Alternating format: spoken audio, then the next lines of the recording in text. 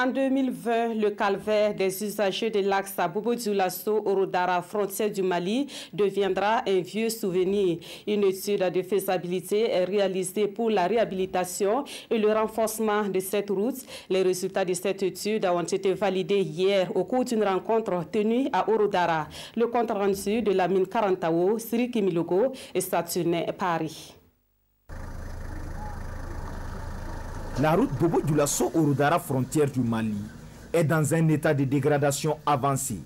Et pour remédier à cela, une étude de faisabilité pour sa réhabilitation et son renforcement est réalisée par l'Agence des travaux d'infrastructure du Burkina Faso pour le compte du ministère des Infrastructures. La route va être réhabilitée, elle va être redimensionnée donc, pour répondre aux normes communautaires. Donc, elle va passer de 7 mètres à 10 mètres, donc soit 7 mètres principalement pour la chaussée et puis 1,50 m pour les deux côtés, donc ce qui a fait 10 mètres. C'est un projet intégrateur, donc il y aura aussi effectivement des clôtures de toutes les écoles qui seront traversées, mais aussi des centres de santé qui seront traversés. La réhabilitation de la route nationale numéro 8 ou communautaire CU2A, longue de 130 km, va permettre l'amélioration et la compétitivité des activités économiques sur ce corridor.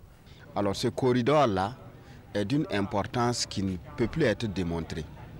Alors un axe de cette envergure-là a besoin d'être tout le temps en bon état pour permettre que la circulation soit davantage fluide, d'une part entre nos deux nations, donc le Mali et le Burkina Faso, mais au-delà permettre aux producteurs de pouvoir évacuer le plus facilement possible leur production. Prévu pour débuter en 2020, les travaux d'aménagement sur ce tronçon Bobo-Dioulasso-Orodara, frontière du Mali, seront financés par l'Union économique et monétaire ouest-africaine UEMOA à travers son programme d'action communautaire des infrastructures et transports routiers.